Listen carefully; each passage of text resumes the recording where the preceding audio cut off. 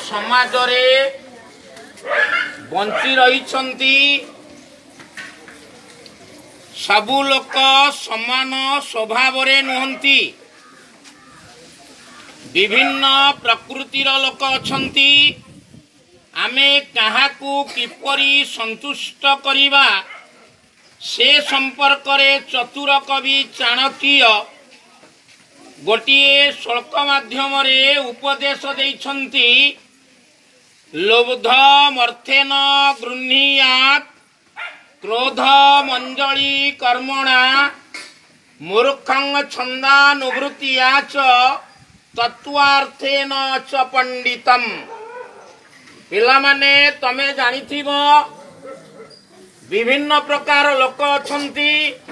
मने कर गोटिए चोर चोरी करने को आसीची ताकू जेतेबेले जिनिस तमे दौना हो से छुरी बाहर करिछि तमे तार गोड़ धरी पकेइब बाबूरे धनरे कहिब काईकि अन्याय करूचु काईकि अधर्म करूचु काईकि पाप करूचु जदि आमे कहिबा सेतिरे खुशी हबना डकायतटी से केबे खुशी हबनी बरंग बंधुक देखैब छुरी छाड़ीकी।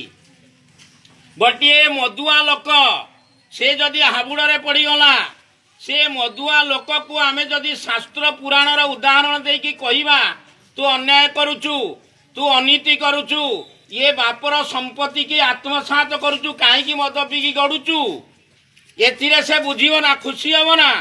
जदि गोटे बोतल आउ धरे दबा ताले से खुशी हो। तेणु से भली चाणक्य कहती लोभधम अर्थे न गृह्णीया। जे लोभी लोक ताकू जदि आमे पुड़ाए धन दबा ताले से खुशी हो। क्रोधम अंजलि कर्मणा। जदि जड़े लोक रागी जाइछि क्रोध नरचंडाल से जदि बढ़ी जाइछि आमे ताकू किछि न कहिकी जुक्ति तर्क न करिकी हाथ जोड़िकी ठिया हवा कि गोड़ तले आंठेई पड़िबा तेबे ता क्रोध शांति होइजिव। मूर्खंग छंदानुवृत्तिया च। मूर्ख किए जानिचो ना पाठ जे न पढ़ी से केवल मूर्ख नुहे। मूर्ख होइछि जे गोटिए घर को भांगिकी 10 घर करे जे मिछ कथा कहे लोकंक भितरे कली लगाए से मूर्ख को किमिति आमे संतुष्ट करिबा ना विभिन्न कपट कथा ताकू कहिबा। कपट कथा कहले से भारी कुची जो दैनिक तम घर को आसीबो तमे खाइबा को दियो आसन दियो न दियो दौड़िकी आसीबो कारण पुराए कपट कथा कोली कथा से शुणिकी जीवो।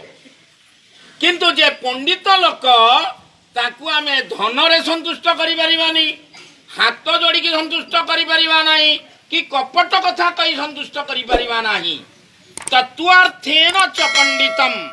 ज्ञानी लोक मानकू जदि आमे शास्त्र पुराणर तत्व कहिबा विभिन्न किंवदंती कहिबा वेद वेदांत उपनिषदर तत्व बखाणिबा तेबे ज्ञानी लोक खुशी हब। तेणु जानिल कहार स्वभाव केमिति चेष्टा करिवो सेमानकू आपणार करिबा पई एई पथ अवलंबन करिबा आजिर अनुचिंता।